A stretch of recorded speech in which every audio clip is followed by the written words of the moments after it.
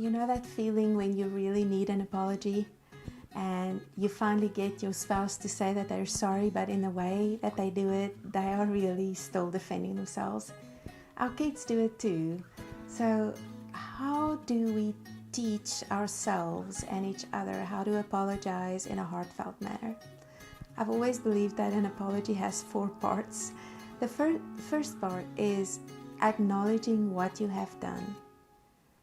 Hey honey, I said something awful about your food when I thought you were out of earshot, but you heard it.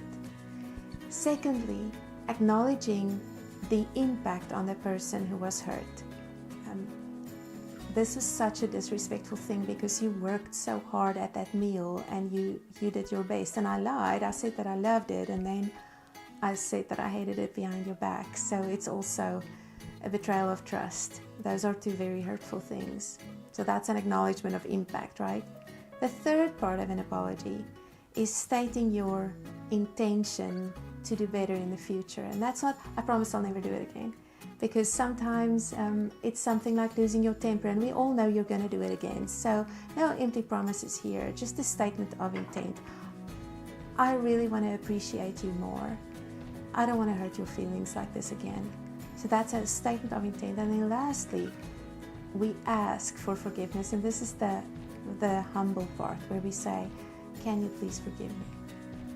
Now, of course, we model that first, but there's also a place in marriage and in parenting for a formal sit-down meeting where we say, listen, honey, I know that you're sorry when you hurt me, and I'm sorry when I hurt you too, but I don't feel like we communicate that in a way where the other person really experiences our true remorse.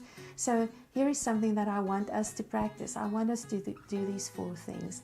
Own up to what we've done without defending ourselves. So no, but you did this, or but the reason was, or but it was a hard day. No, but just this is what I did. And then secondly, this is what I think it did to you. And then let's even give the other person an opportunity to add to why it was hurtful. And we will not defend ourselves. We will acknowledge and say, wow, so you felt that too. Wow, I am really sorry. And then thirdly, to state our intent, and lastly, to ask for forgiveness. So here's another example. Let's say your husband said yes to a Christmas with his parents before talking it over with you. An apology would be something like, I am sorry that I made an important family commitment without consulting with you. That made you feel disrespected and like your opinion didn't matter. It also made you feel like my family is more important than your family, and so forth.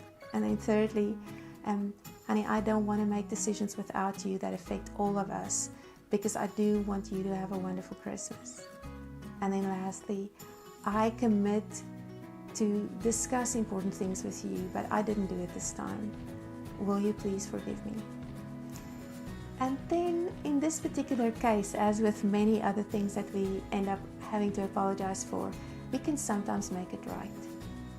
If it's a word that's already left our mouth, then we can't take it back.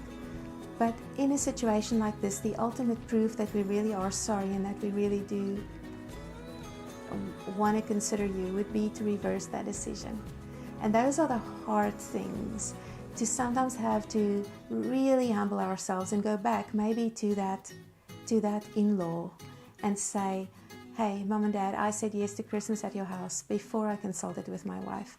I had no right to do that, and it's not helpful.